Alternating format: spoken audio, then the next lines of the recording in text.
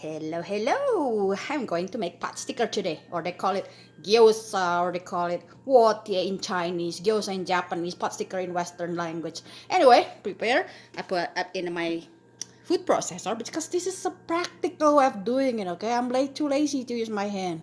So just use this food processor. I place 3 cups of flour, any type of flour, half a teaspoon of baking powder, and give it a little pulse to mix. Prepare 3 cups of hot water and slowly drip them down there, slowly. Okay, then when you see they start build up separation a little bit, okay, my video today will show you from the beginning to the end the homemade dough wrapper. You see that will start build up a separation. Be careful, kind of give a little pause, a little bit. If it's too wet, you can add flour. If it's too water, if it's too dry, then you can add liquid. This is a very forgiving dough. It's not like making a bread. And homemade wrapper is way better. So I will add a little bit. You see that? They start build up things like that. It means they're done. Okay? And place them in a plastic bag. See? They're kind of able to touch. Okay? Give them little round to knead, and then place them in the plastic bag to rest for while you prepare the dumpling, the filling. Apparently earlier I only used 1 cup of warm water, but there's really no way to tell how much you will have to use, depend on the weather, the humidity of the day. So for the filling today, I will incorporate some of these green onions. That's beautiful organic green onion, and 2 of this big huge shiitake mushroom. This one is from the dry shiitake being soaked for a couple hours. And I will add water chestnut. They're delicious. Food processor them all, chop in the food processor except green onion, no matter how lazy you are. On top of that, I have a fine ground food processor, fine ground of chicken. I use chicken tender today. The chicken is way more cheaper in my town. And then chopped green beans, chopped carrot, all food processor. Okay, this one not fine, coarse, kind of coarse.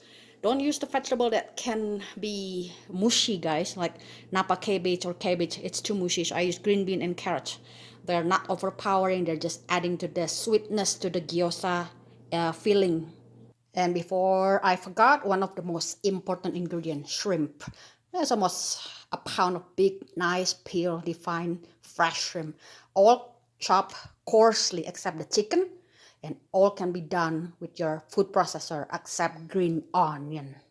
Alright, everything is already chopped, including my green bean, hand chopped green onion, sorry. And did I mention I use green beans?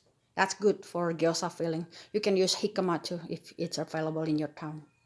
In there we'll place 2 eggs, 5 to 6 tablespoons of red wine. You can use cooking wine, but I like red wine better. It's cheaper too.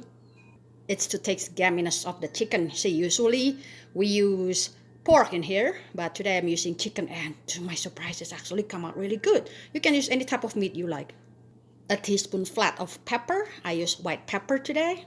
7 tablespoons of soy sauce, any kind. 7 to 8 full tablespoons of sugar, white sugar. 6 to 7 tablespoons of sesame oil, pure sesame oil. 7 tablespoons full of tapioca starch, or any starch you want, sagu, potato starch, corn starch. Mix them well, and don't forget the most important ingredients, a happy heart.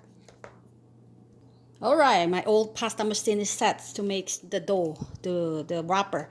In this side, there's a number 7 through 1, 7 being the thickest one.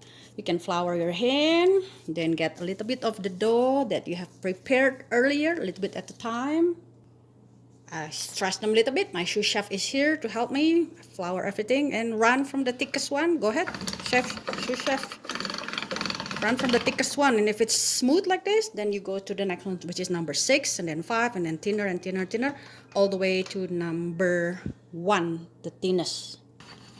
I'm on number 1 right now. Look how beautiful. It's very thin. This is the thinnest I can get. And then very forgiving, beautiful, pliable wrapper, homemade. Smells so good, you guys.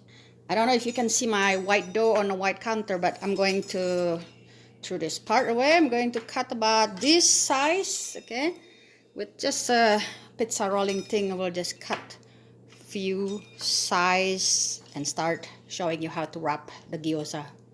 All right, grab a piece. It's very stretchable. My recipe is very good. It's very stretchy type of wrapper.